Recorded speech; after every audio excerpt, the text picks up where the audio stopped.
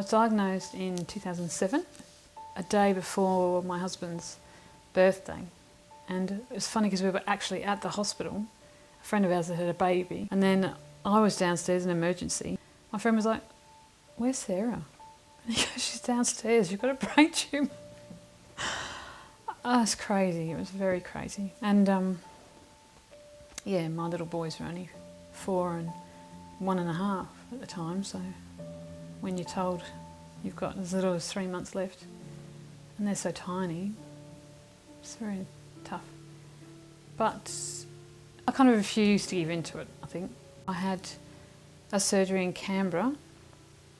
Well, they scanned me and said, "It's a very malignant tumour, you're going to need surgery."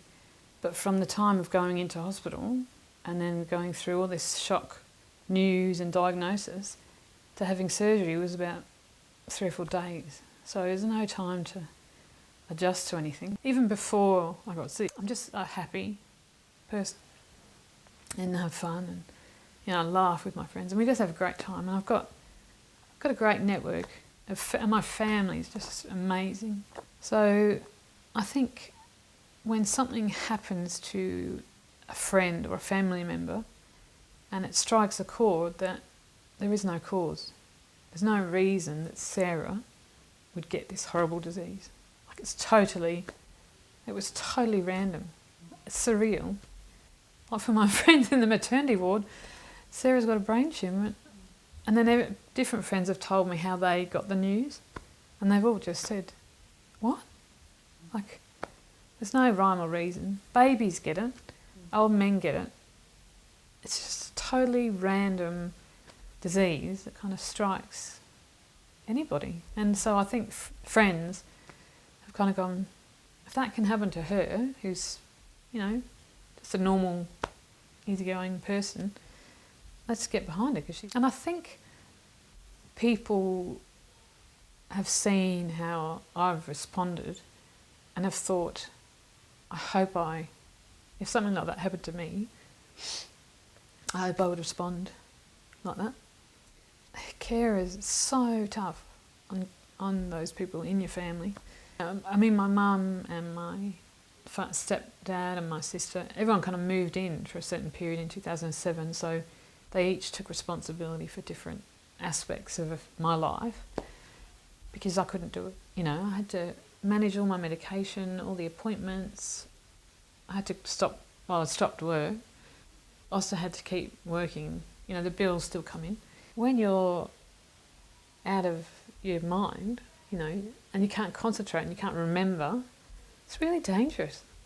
I do honestly wonder how people without that network, I mean, that's a blessing and not a common thing that such a strong network can come, they retire so they could come and sort of temporarily drop their lives to hell. But that's a rare thing. You're forever changed.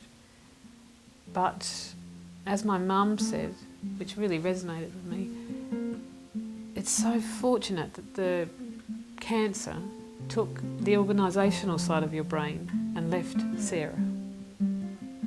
And I am too. So I'm the same, but better in a way because I'm just so grateful for everything. People need to know the devastation. 95% of people don't make it past 1.5 years. It's a terrible disease. And not enough people know it, How can it be such a terrible statistic? It kills so many people, from babies to old men. No one knows. The event's on Daniel's at my birthday, but the event came about from the deaths of my 3 friends, the first 3 friends that I made. People say it as a really lovely thing to hear, but you can't. It's hard with Brainstorm because it's for these friends, but it's my face and my voice. It's not for me, which I've struggled with, because I'm like, well, it seems like me talking all the time. It's not for me, but I kind of have this faith that as everything has fallen in my path, it's meant to be.